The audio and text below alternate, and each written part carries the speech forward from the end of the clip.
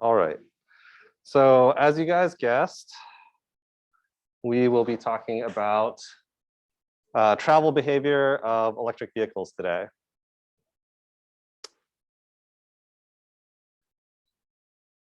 Okay, so why do we care about how much electric vehicles drive or how much people drive in general? So there are a whole bunch of reasons why this is kind of an important research question, but also practically for many different sorts of applications, determining whether or not they can actually meet the travel demands of modern drivers. And so if people are driving, let's say 200 miles a day, then you would need vehicles to have at least 200 miles of range probably, or they'd have to deal with all these fueling issues. Also determining the way people drive is going to be an important input into figuring out where we're going to put charging stations. How many do we actually need? What kind of investment do we need to put into them? And lastly, thinking about both of these in terms of policy support. So aligning decarbonization efforts with costs associated with climate mitigation. We're not going to get too specific with this, especially because we're going to talk about some of the policy stuff later. But you can imagine that if people drive a really small amount on electric vehicles, then the carbon that they're offsetting by switching from gas to electric is smaller, right? So if you drive 100,000 miles a year versus 10,000 miles a year, you're also displacing the relative benefits of the carbon by sort of 10x, right? So when we think about the amount people are traveling, that's sort of directly correlated to the amount we think we can sort of decarbonize. And so if you're investing a whole bunch of money into electric vehicles, but you're getting a really little benefit, that will be different from, if you're investing a lot of money and you're getting a lot of decarbonization benefits. So this is, in essence, helping us to determine how sort of cost-effective decarbonization is happening. So we're starting out simple, just thinking about travel behavior, but this has lots of implications, both for mobility, for energy, for climate change. Does anyone know how we measure travel behavior in the US or in California? Or how do you think we would do it? Anyone get? Yes. Yeah, surveys. That is the big one. That's right. And so in the United States, we have this thing called the National Household Transportation Survey. This is the big, so if you guys imagine the US Census, right? This happens, it's constitutionally mandated once every 10 years. This is kind of like the census for transportation, also happens about once every decade or so. So this NHTS, we'll refer to it as this moving forward, National Household Transportation Survey. So this is done, conducted by the Federal Highway Administration, which is one of the sort of sub-departments of the DOT. And it is the go-to, most comprehensive source of data that measures trends in personal and household travel. So this is just for sort of private travel. It doesn't include commercial. There are other surveys and data sets that try to collect those kind of data. So this data set is very comprehensive. It collects data through many features. So a whole bunch of stuff about the households, about the people within the households, person trips and person miles. So what does that mean? You can imagine if let's take a typical day for someone, I might drive to school, drop off the kids, then drive to work, and then on the way back, maybe I'll pick up groceries, then go home, and then maybe, you know, the wife will go pick up the kids in another car. All of those details about the different trips and then who's in those vehicles get sort of measured here. So it knows things about the trips, it knows things about the miles, it knows sort of what cars are being taken. Yeah, and so these are done by surveys, and essentially what they'll do is they will track people for some period of time, let's say a week, and you have essentially this like travel diary where you report all this information. And so obviously there's always going to be some nuances with, you know, who you're sampling, the data collection procedure, and errors in the data, right? These are things that are sort of inevitable when you're doing these large scale surveys, or actually, to be frank, surveys of any kind. But given sort of what we're working with, this is sort of by far the sort of gold standard for understanding how people travel. As I mentioned before, conducted roughly every decade, and the current version was published in 2017. Before that, the last one was in 2009. Okay, any questions about NHTS so far?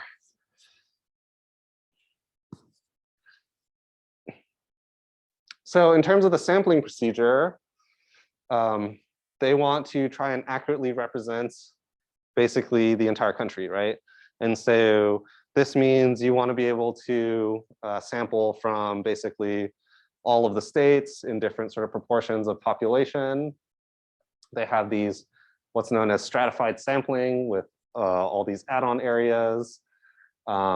They will categorize a lot of the stratification into different groups that depend on population density. And then there are, for example, a whole bunch of rules about like minimum allocation of households per state, and so on and so forth. And so you can see here some of the sample sizes in certain regions, right? We're still talking about, so this is about 130,000 samples, targeted samples. And that's a lot of data, but on the flip side, right, there's also, you know, 350, 400 million people in the country. And so you're still representing sort of less than sort of 1%. And so there's this question of, you know, how much do you need to actually be able to represent the country accurately?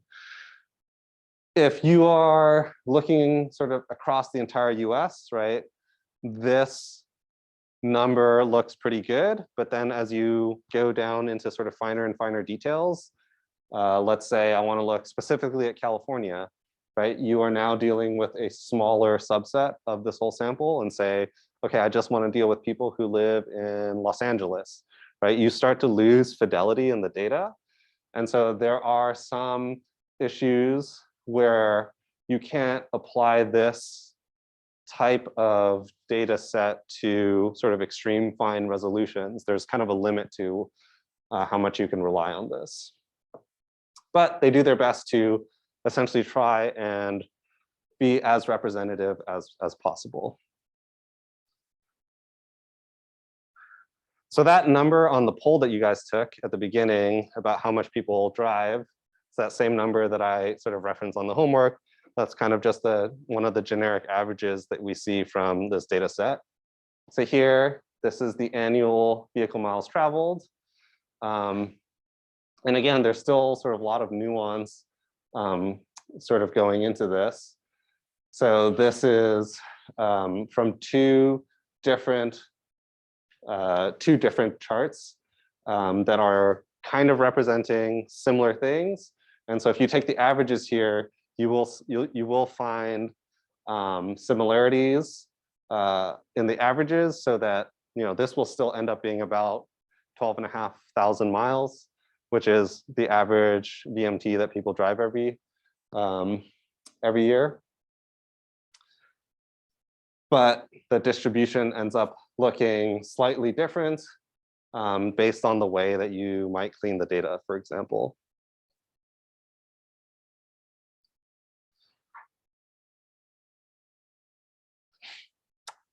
Another kind of important trend to think about is that when I say, 12,500 miles on average, this can change across a whole bunch of different factors and depend on sort of your age group, the demographics of the drivers. One of the big ones that people know about is that it changes with the age of the vehicle.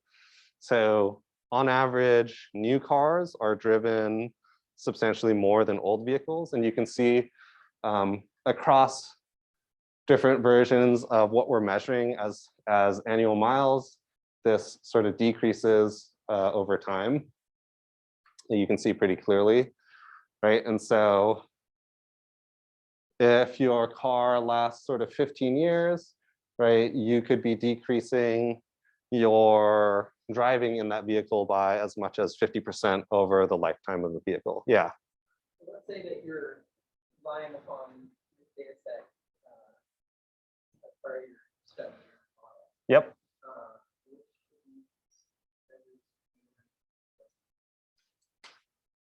I actually am not sure. I mean, I think that the sort of differences, especially for a lot of the numbers that people use right over here, aren't going to be sort of substantially different. This is really diving into like nuances of the data set in finer detail than most researchers will kind of bother looking at. There is a cleaned version. I want to say it's the yellow one, which I think is kind of a default for a lot of people to use.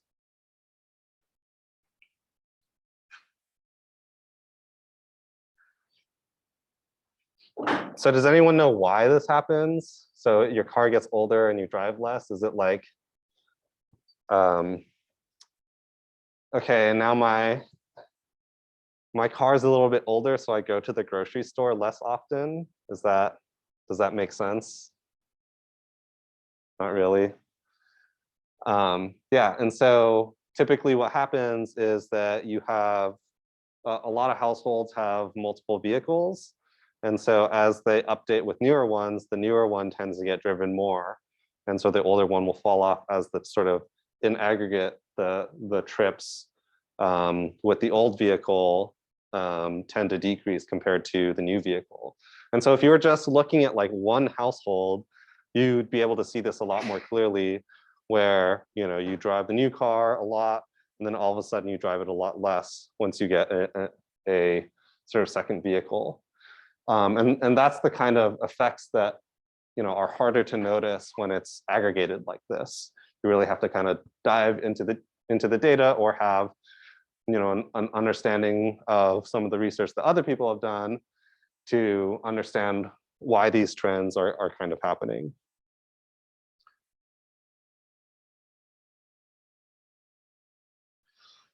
Okay, there is a separate version of this, specifically in California, known as the California Household Transportation Survey. So this is very similar to the NHTS, but specifically surveys California residents, and this is done by the California Department of Transportation. And actually, the most recent one is a supplement to the 2017 NHTS. It's one of the sort of add-on data sets, but you can look sort of specifically at this. And so if you recall before with NHTS, that was about 140,000. But here you're talking about 40,000 households with over 100,000 participants specifically for California.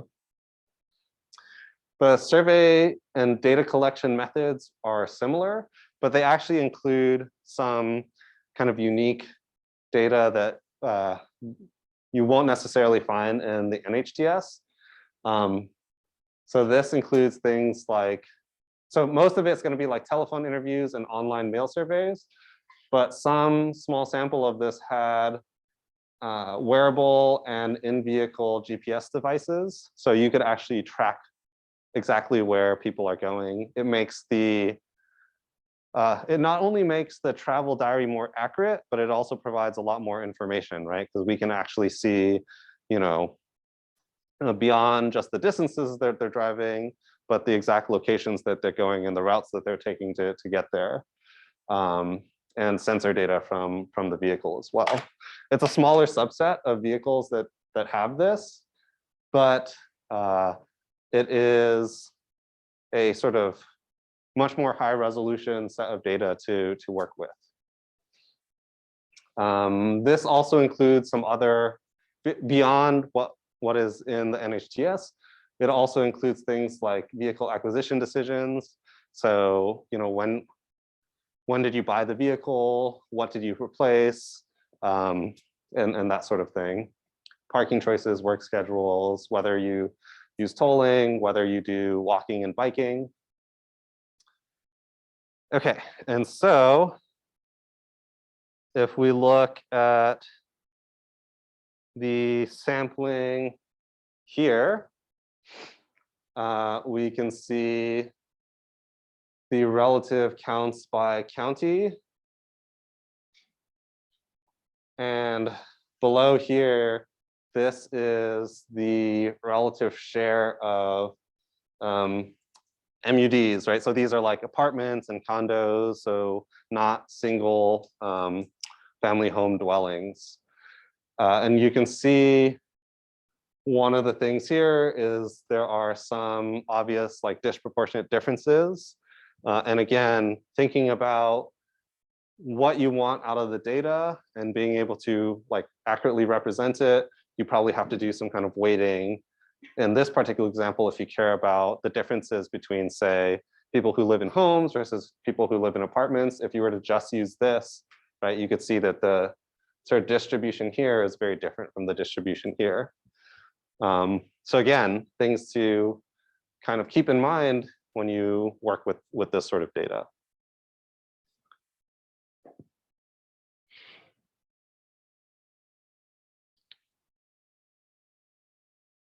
Yes.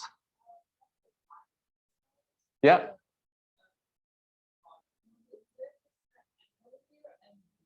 MUD. It stands for multi-unit dwellings. That's kind of the formal term for a catch-all for things like apartments.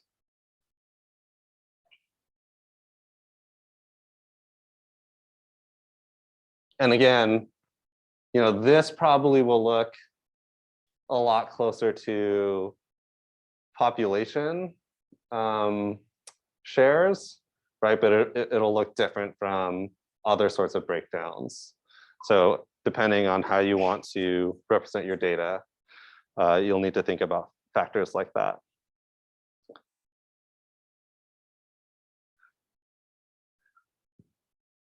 Some stuff that I grabbed out of CHTS. So we looked at the sort of annual distribution, and the daily distribution actually looks pretty similar.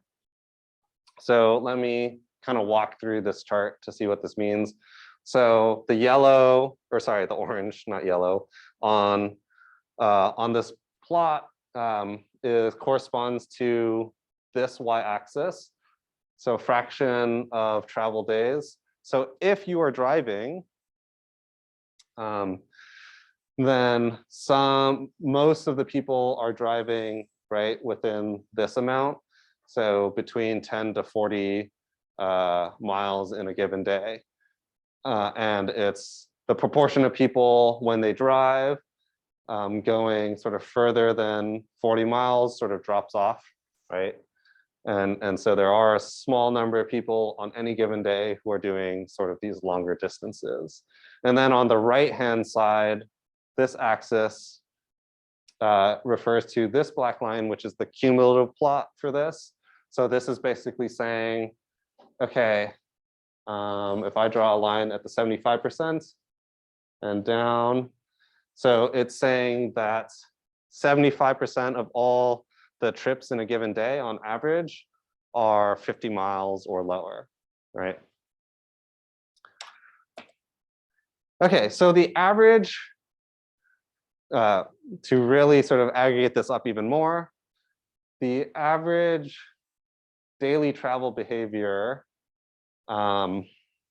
for a single day, right, is something on the order of 30 to 35 miles. So if we take that daily travel behavior, how does that scale up to, the annual miles?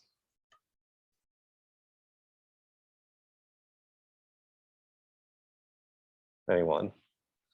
If I drive 30 miles a day, how many miles do I drive annually?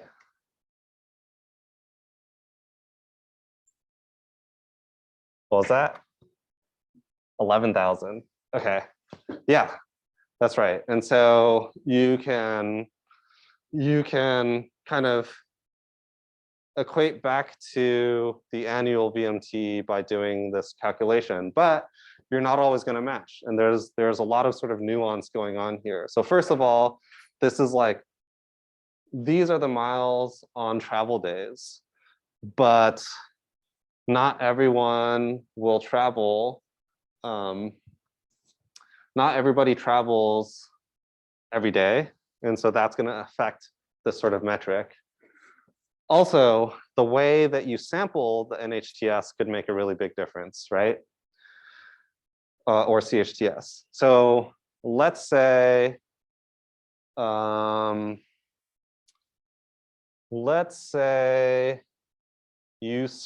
do a travel diary, right? So I go around, I figure out how much people are driving, you follow them for a week. Okay, so I have 40,000 households, 100,000 people that I follow for a period of a week. Let's say I follow everyone in February, the middle of February. How do you think that compares to if I were to follow everyone on the last week of November? What do you guys think?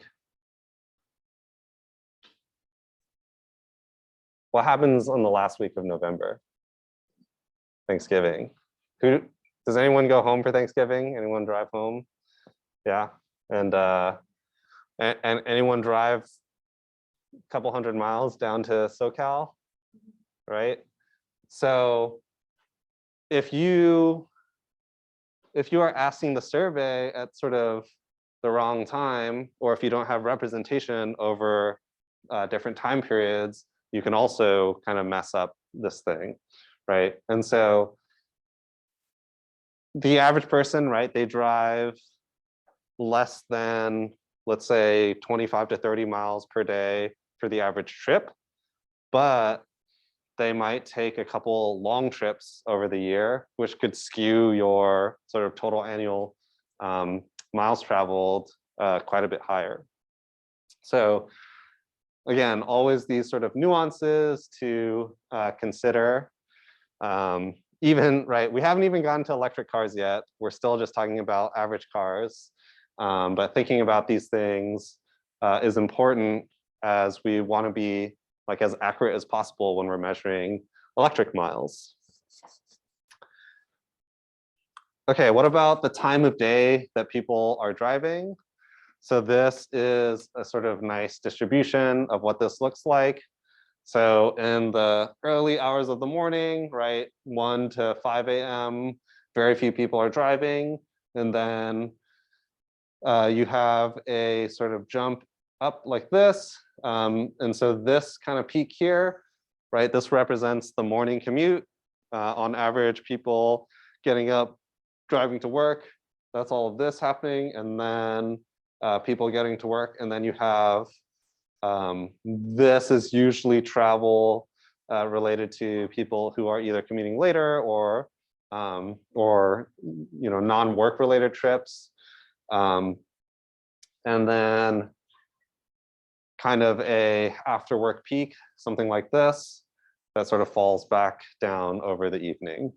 So this is like a very sort of typical daily travel behavior based on sort of the time of the day.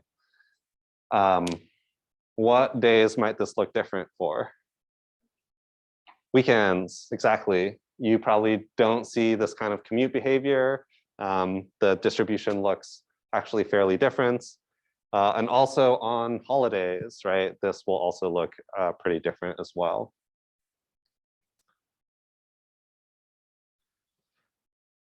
Okay, and so we'll start to think about all of these sort of considerations as we factor in into electric vehicles.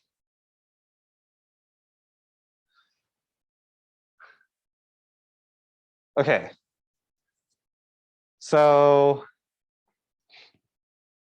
thinking about electric cars and all of these different travel behaviors, do you think, or why wouldn't we be able to use this data to represent how EVs drive? Do we think that EVs drive like regular gas cars?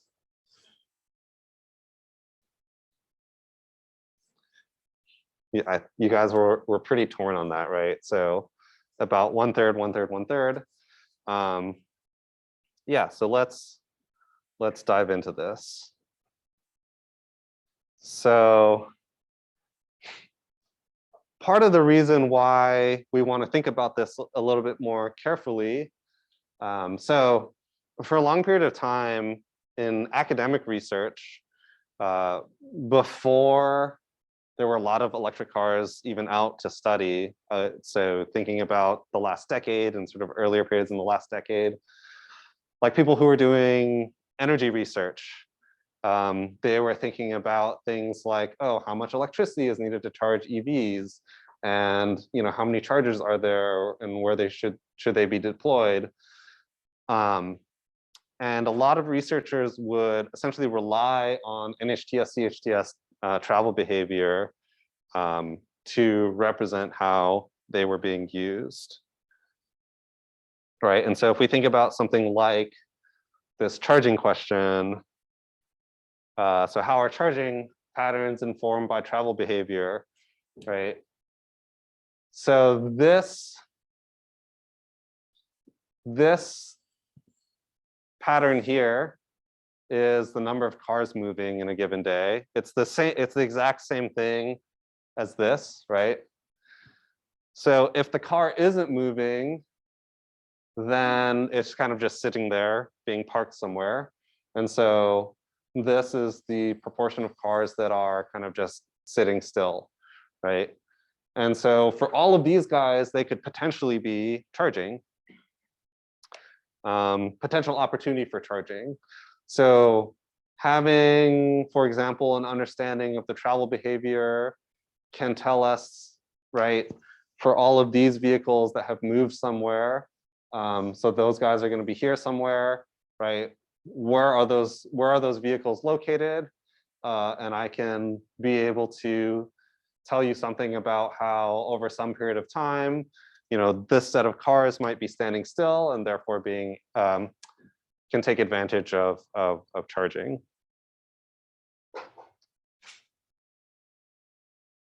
Okay, so thinking back to NHTS and CHTS,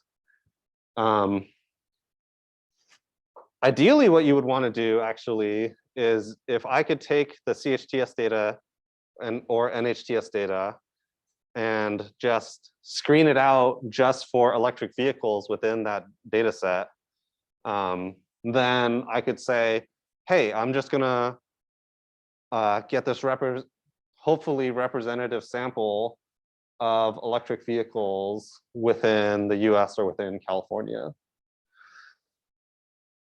Okay, so let's just take an example of California for now. in California, what are our rough numbers now? So let's say we've got about 1 million electric cars on the road. And that's out of, let's say, approximately 30 million, 30 million EVs, or sorry, 30 million total vehicles. So you have, for every 30 cars, you've got 1 electric car. And so when you go from the 40,000 households using the same ratio, right, you drop down to a little bit more than, let's say, 1,200 electric vehicles out of the 40,000 households, if you've happened to sample, if you happen to sample like totally randomly. But, right, it's stratified by location, right? And so because there's a lot more electric vehicles in, say, the Bay Area, you might have more or less numbers of electric vehicles coming out of here. But those sample sizes end up being maybe too small to be able to do certain types of work that you'd like to do. And especially if we're thinking back in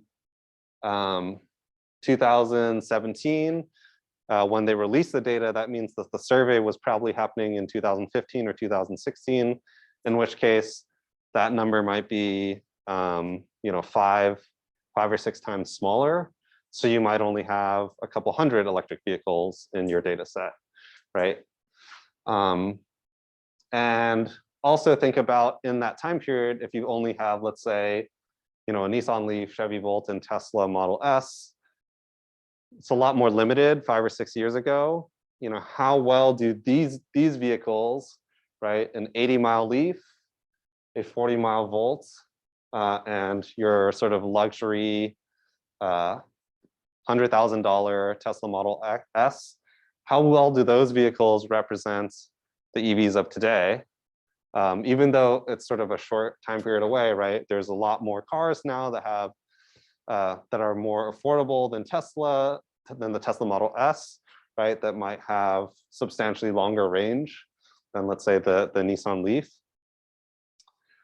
And then the last one is that, okay, the average, how well does the average gasoline vehicle, so if you say, okay, forget it, I don't have enough electric vehicles in the data set to do any analysis on them, so I'm just going to pretend the gas cars are like electric cars.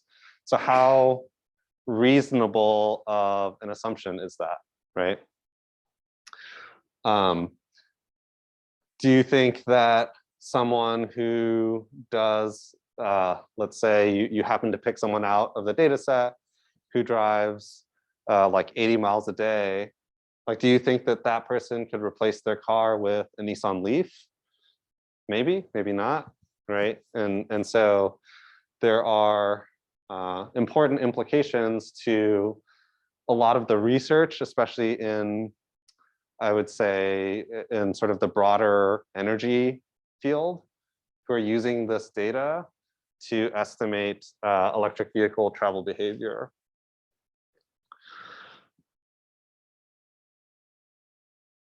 Okay, so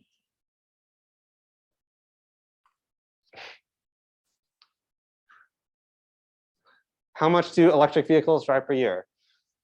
So this was kind of a central question for a lot of the research coming out of one of the research centers here on campus, to understand the distinction between, let's say, the NHTS and some of the measurements that we were making on our own. So let me talk a little bit about the data sources, and then we can see kind of some of the differences. So rather than conduct this sort of wide-scale travel behavior survey, the research center here basically has 2 methods of trying to get this information. So one is they do a targeted survey towards electric vehicle buyers. So if you if you purchase an electric vehicle in California and then you apply for a rebate, the organization that provides that rebate, they have to track information from you, right, to be able to provide the rebate check and to do validation to make sure, oh, you actually bought an electric vehicle, and that you actually live in the state, and that you have, you know, a certain income, and so on and so forth. And so we work with them to get information about the owners, and then we send them a survey. It's a really long survey, actually. And then we also recruit people in that survey to see whether or not they would be willing to outfit their vehicle with a specific sensor device. It plugs into what's known as the onboard diagnostics within the vehicle. And so we have we had a couple hundred cars hooked up with these, and we would send, you know, undergrads out to outfit the to the people who agreed to do that and outfit their vehicles, and be able to measure much more precisely how the vehicles were being used. Okay, so you have your data source from our survey, the data source from these loggers, these devices that were being put in the vehicles, and then you have data sources from a different survey, we'll say, from California, and then we compare that against the National Household Travel Survey. Okay. So you can see kind of the sample sizes here. So these are the onboard recorders. We only were able to do, so this is a little bit older chart. Now there's more of them, but 369 compared to 500 within the two surveys here. And then from the sort of broader scale survey that we were doing, we were able to survey something like 17,000 electric cars over a period of 4 or 5 years. So if we look at comparison across fuels, gas, plug-in hybrid, yeah, okay, hang on. So I should mention the reason why this one has gas cars is because all the people who agreed to outfit their vehicle with their loggers, they also agreed to put loggers into all the cars within their household, even if they were gas as well. So we got both electric cars and gas cars. So there is something systematically different about the cars here in this light blue bar compared to these two, because these are all owned by people who have electric cars as well. I think it actually makes sense in the same way that we were talking about, right? Over time, the age of the vehicle, the miles kind of go down because of the sort of new vehicle, old vehicle dynamics.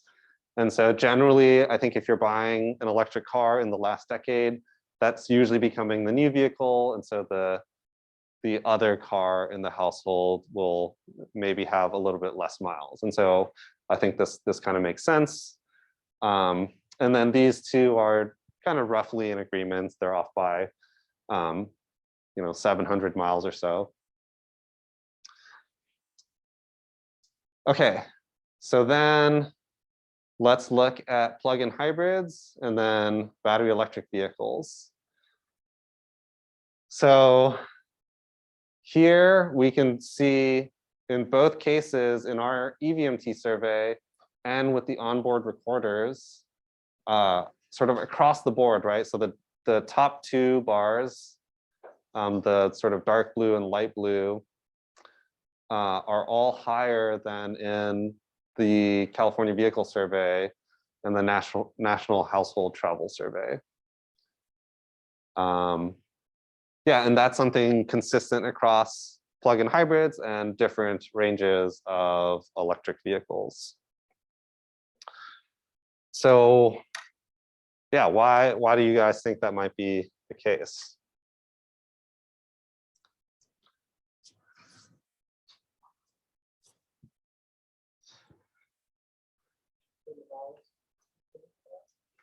Yeah, that could be one of the sort of explanations, is that depending on the timing of these surveys, you could see some differences between these types of vehicles versus these types of vehicles. But I mean, you do try and control for some of that, like if you're doing like long range versus short range BEVs. Yeah, and so I guess generally speaking, right, there is some uncertainty about how much travel is happening. Okay, and so, you know, we look at these and you might say, okay, well, you know, who cares? This is, these numbers might be, you know, relatively similar. We could just take the average and call it a day, right? But if you are doing something like energy accounting or emissions accounting, right? The difference between this and this, right? That's a larger than a 50% difference, right? 6,300 going up to 10,000. Yeah, that can be a sort of large difference here as well. 9,000 going up to 15,000. Again, larger than a 50% difference. And that can sort of make or break, let's say, cost effectiveness analysis for policy, right? These differences are very sort of substantial.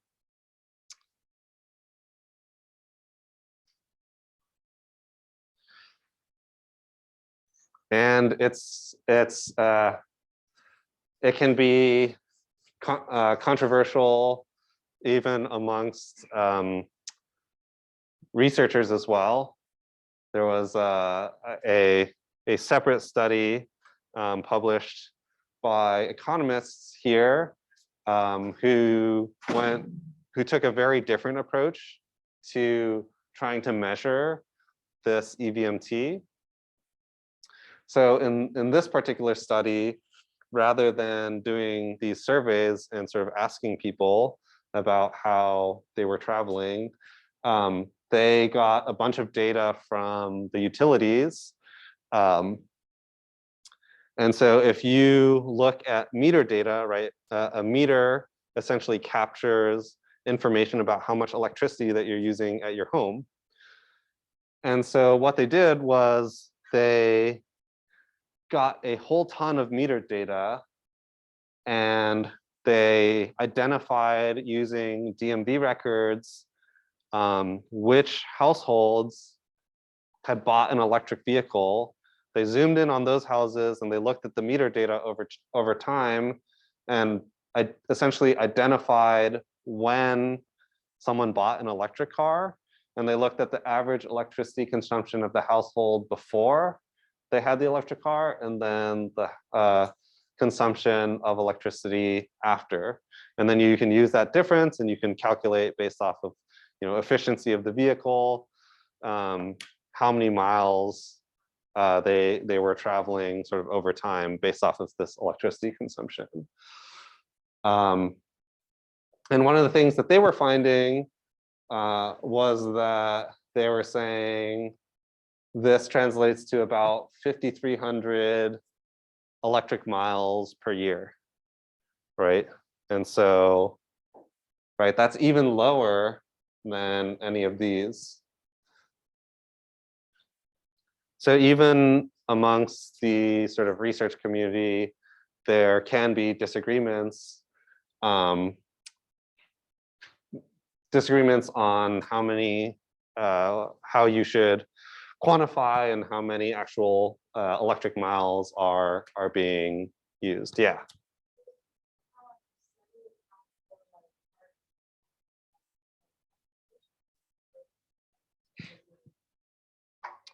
Yeah, good question. So they have some kind of rough heuristic to account for that. Basically, they use other data sources to try and capture. There's this policy called LCFS, which we'll get into later on, and they use that policy to determine how much charging is happening at public stations, and then they use those numbers to kind of attribute to the number of miles happening in specific areas. You know, there are still difficulties with doing that. You might not be accounting for workplace charging, depending on sort of how far out you're looking, right? Let's say you happen to miss some of the long distance trips that are happening within a year. You might miss this type of thing. Or if that long distance trip is happening on public chargers that aren't within the sort of territory covered by that policy that I was just talking about. So there are a lot of like nuances to whether or not this particular research is correct or not. There was actually a lot of kind of infighting about this particular study, and the people who were working on this, right? A lot of disagreements. So yeah, I would say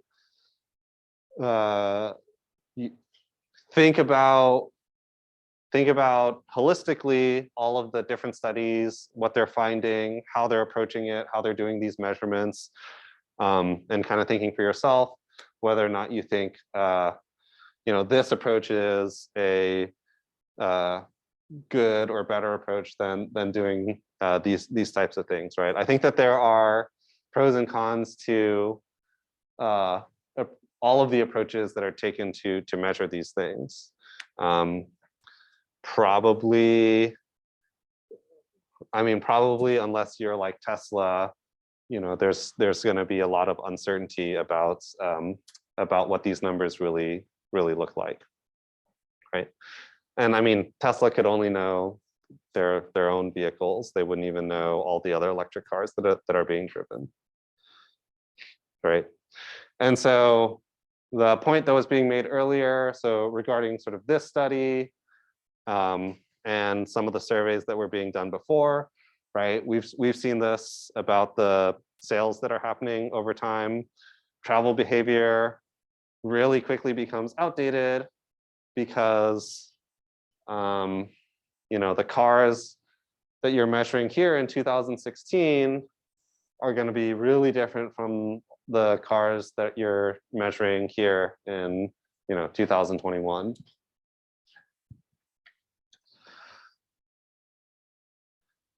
And not only that, there are, like, as I was mentioning before, we did this logger study, putting these devices in the vehicles within a household. It's very complicated.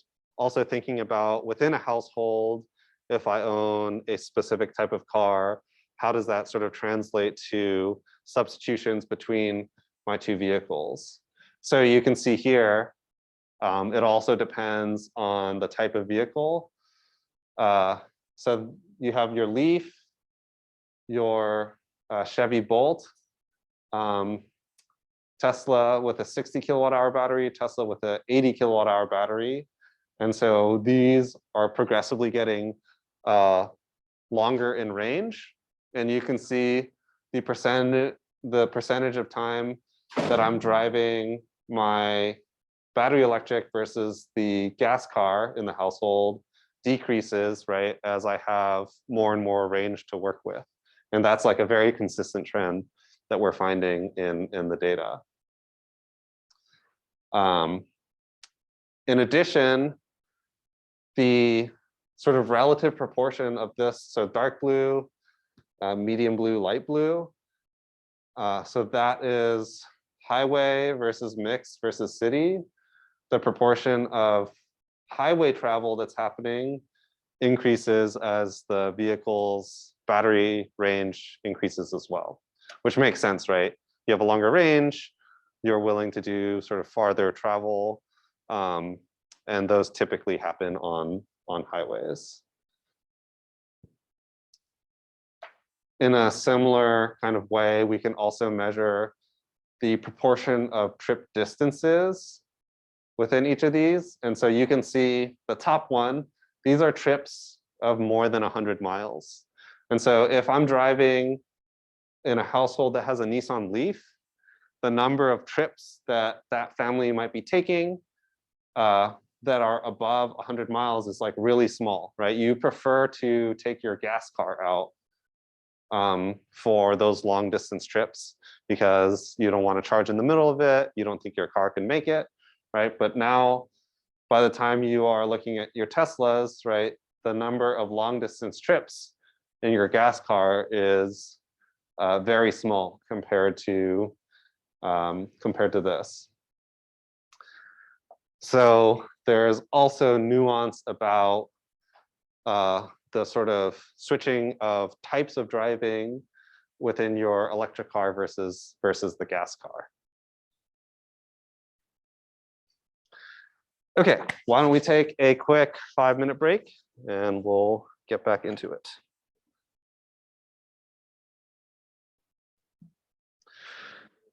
Okay, so next part of today's lecture, we're going to talk about a even more sort of specific story related to EVMT that's even more complicated. So this is having specifically to do with plug-in hybrid electric vehicles. Okay, and so, right, plug-in hybrid electric cars, they can go both on electric and gas. So now there's this additional complicated factor that like, okay, I want to figure out specifically the EVMT related to plug-in hybrids. And so there's a specific term for this known as the utility factor.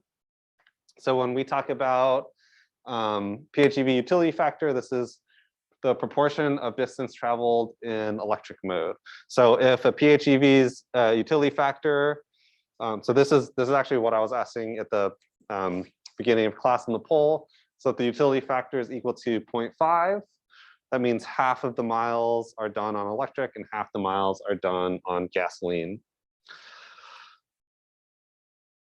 So this question in particular is also an important one, specifically as it relates to some regulations in California.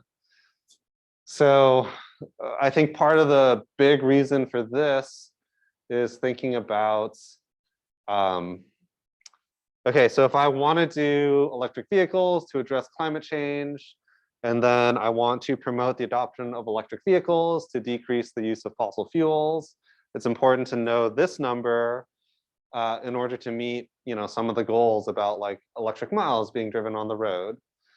So more specifically, in the zero emission vehicle regulation, which is one of the first policy topics that we'll talk about in the class, automakers get these credits when they build electric vehicles, okay? And those credits, the amount of credits that you get are related to essentially the range of the EV. But then there's a more sort of nuanced question about basically for plug-in hybrids, so for these Chevy Volts, Honda Clarities, Prius Primes, how many credits should they be awarded? And logically speaking, we should probably tie that to the use of electric miles on these vehicles, right? You can imagine, right, that if I were to be 50-50 gas electric, right, the number of credits that you, I guess, deserve might be different than if you were 10% gas, 90% electric, or conversely, if you were 90% gas and 10% electric. And so really on sort of in the early days, again, of the plug-in hybrids, there's a lot of work to try and look into this. So the sort of default way that people would measure utility factor was coming from this calculation method. So this is an SAE standard. It's called J2841.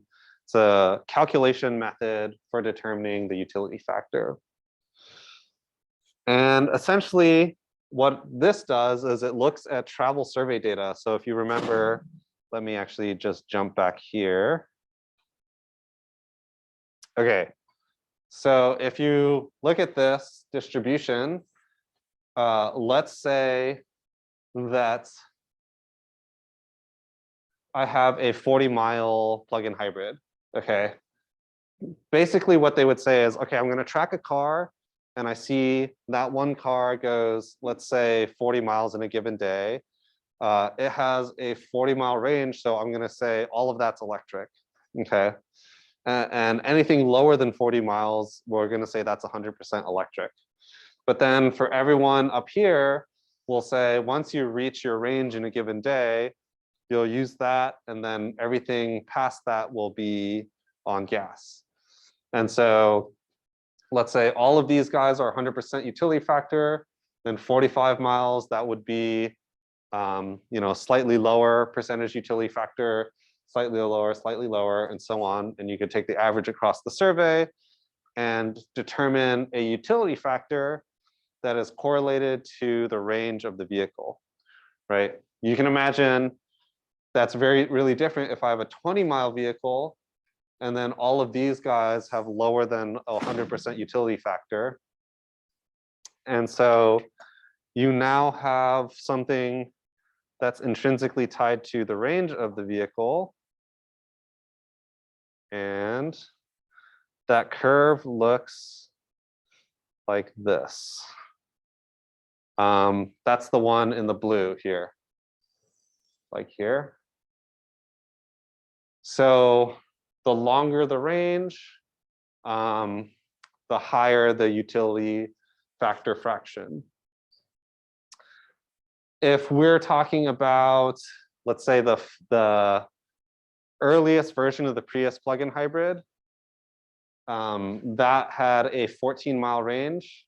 So that was something like 20 to 30% of its miles would be electric, versus Chevy, the first generation Chevy Volt, 60% would be on electric, versus the second generation Chevy Volt, you have 50 miles.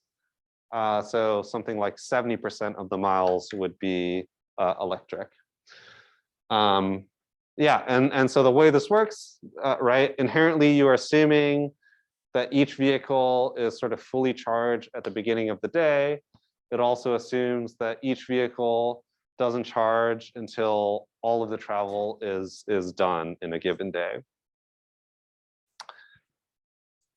So similar to some of the work that we had done to look at EVMT sort of more broadly, we can also leverage some of those surveys and the logger data to look at what that would mean more sort of specifically.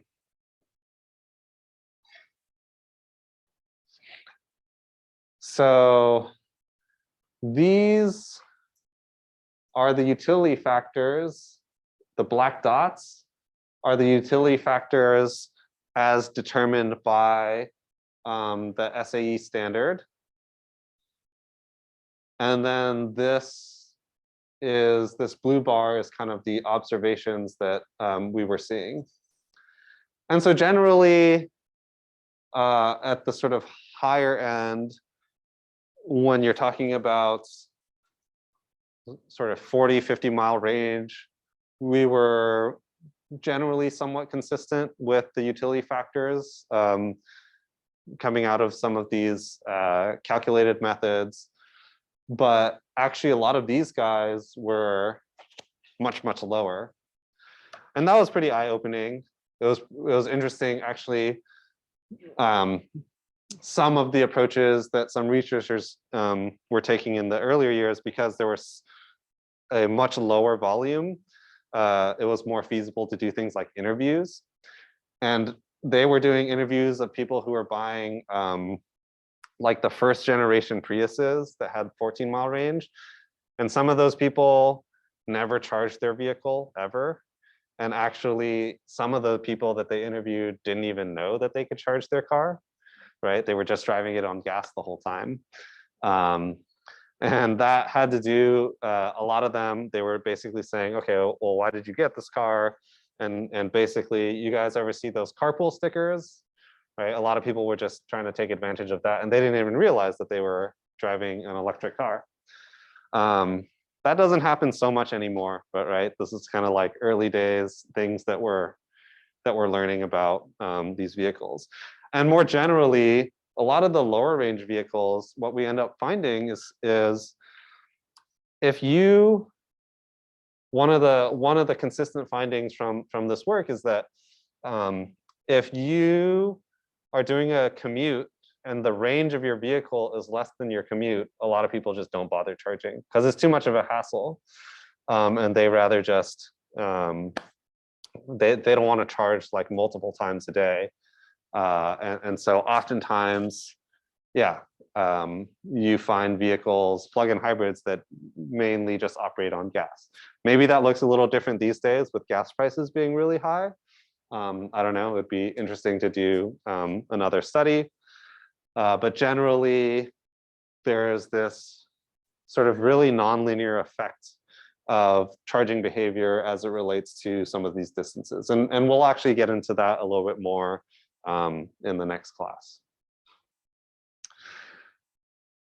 Yeah, and so here, these are essentially the differences in EVMT that you'd be calculating if you were using the SAE calculation methods versus what we were observing in real data, right? This could be several thousands miles of difference in EVMT in a given year. Yeah, and so when we think about the findings of these results and how they relate to informing some of the public policy that's being formed, this is kind of an important thing to consider when you're figuring out, right, like the amount of credits that certain vehicles should be receiving.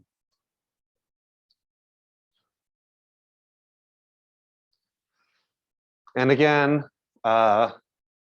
similar type of thing as before, there's also this household EVMT change that we're thinking about. So it's very similar in a way in terms of the like relative range of the plug-in hybrid. That's the same kind of trend that we're observing in the household shifts of EVMT, as you basically have a longer range BEV, right? We were seeing these trends earlier. It's analogous to essentially having a longer range in the plug-in hybrid as well. Okay, any questions about this stuff? Yeah, so all of these issues, they were, I think, a lot sort of bigger considerations with some of the earlier versions of the regulation. Actually, the updated version of ZEV for the rule past 2025 is currently being essentially formed. There's actually one last sort of approval process before it takes place. And these sort of issues, which were sort of really prevalent in sort of the older versions, you know, people are still talking about it, but this kind of stuff is sort of much better known now than it was, you know, a decade ago. Yeah.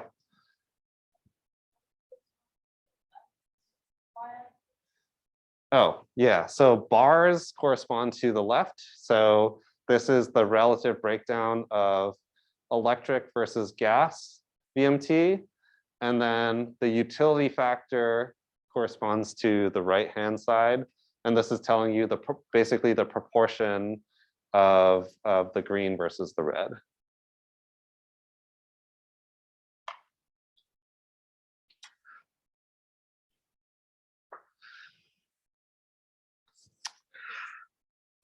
Okay, the last thing I wanted to talk about today Slightly related, but this has to do with an area of work that I do a lot of research in.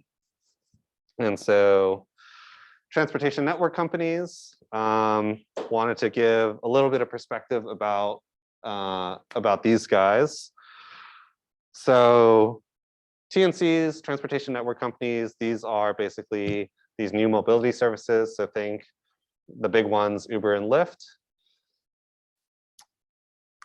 Actually, if you're interested in learning more about kind of the intersection of electric vehicles, autonomous vehicles, and then these like shared mobility services, you know, Uber and Lyft type. Dan Sperling, who is the other instructor for the course, he wrote this book. It's a pretty interesting perspective on this kind of bigger set of transformations that are happening in our transportation system. Yeah, I think we can get copies of these books, or I can give you guys some online like PDF versions if anyone's interested. Yeah, and so you can imagine the way that an autonomous vehicle that's being used in the future, right? The travel patterns that those guys are making might look really different, right? You can, if I jump back to this chart, for example, right? If you have an autonomous car that's operating in a fleet, it might not have these constraints about traveling in these specific times, right? Maybe you'd want the vehicle to be getting utilized a lot more rather than sort of sitting still most of the time of the day, and sort of offering people rides, that sort of thing. And so the travel behavior for those types of vehicles are probably going to be really different. And so looking at shared mobility services and TNCs is actually a nice way of getting a glimpse into this kind of future, right? You can imagine that if I am a driver for Uber and Lyft, my driving patterns are probably going to look really different from the sort of average driver in California. And that's kind of exactly what we find in the data. So we were fortunate enough to be able to get access to travel behavior data from Uber and Lyft. It was a big pain to get. It took quite a few years, actually, but we are able to get a sort of better understanding of how ride-hailing drivers drive in a given day. So here's this kind of breakdown from CHTS data and also from some of our survey data, giving some perspective about what the distributions look like. Don't worry too much about the differences here, right? The sort of general idea is that they kind of look the same. There's slight differences, right, between gas cars and electric cars, but that distribution is pretty similar. But once you're talking about drivers for Uber and Lyft, we can see, okay, here's a kind of nuance in the data. Like if I get data from Uber and I get data from Lyft, and I'm tracking drivers for those services, I can see how much they drive on a particular service, right? But a lot of drivers actually drive for both Uber and Lyft, but you're not able to like get a combined version of those guys to get at how many miles do they drive in total. So if you were to just look at the distribution for the single services, you end up getting something like 82 miles on average a day. We have separate data from charging service providers that have memberships with these guys, with Uber and Lyft specific drivers, where we're able to observe how much they're charging. And from there, we're seeing a sort of much higher, but it's a subset of drivers. So people who are in those kind of services, those are almost certainly going to be what we call sort of full-time drivers, whereas these guys will include basically full-time and part-time drivers. But anyways, beyond those sort of details, the thing to really notice is, right, if I drive for Uber and Lyft, I'm driving somewhere on the order of double to 6, 7 times as much on a given day compared to your average driver in California. And so if I'm driving that much, then the type of vehicle that I might be driving, or if I'm driving an electric vehicle, I might have to be charging a lot more often than your average electric vehicle owner. And that has sort of different sets of implications for how they're getting used and how we need to support those vehicles. One of the recent research projects that we did for the Energy Commission was to look exactly at this issue. So in California, in 2018, there was a law passed called the Clean Miles Standard, CMS, and that basically requires that all vehicles in Uber and Lyft services be electric by 2030, essentially. And so in the future, you guys are going to see a lot more EVs on those platforms, and that's kind of a mandate by law. Does anyone know how many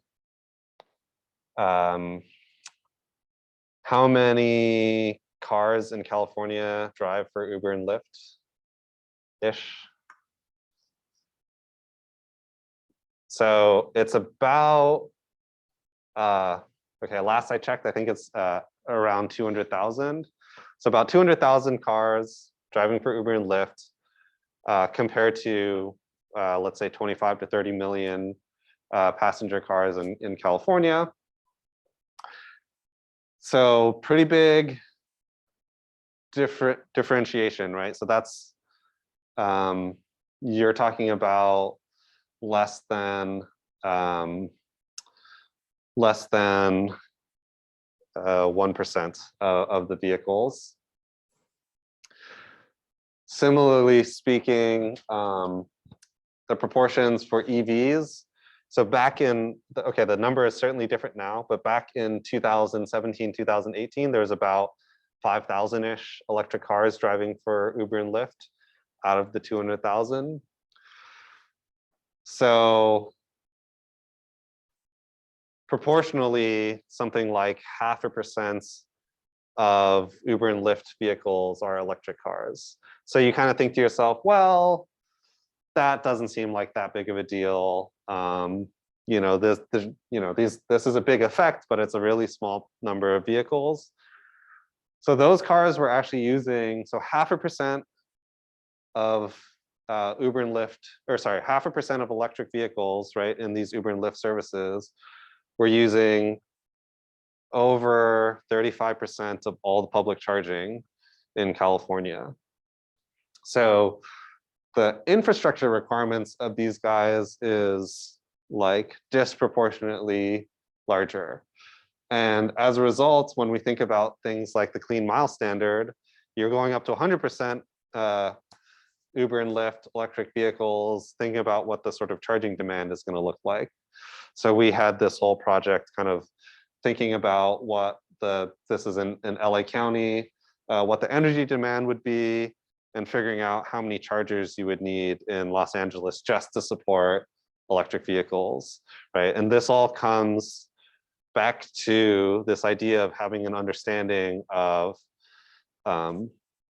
understanding of the travel behavior of these vehicles. Because without that, we don't have any sort of idea of what this is going to look like, right? And we can't inform policymakers about like, okay, you guys should put X amount of support to building out chargers for these types of services.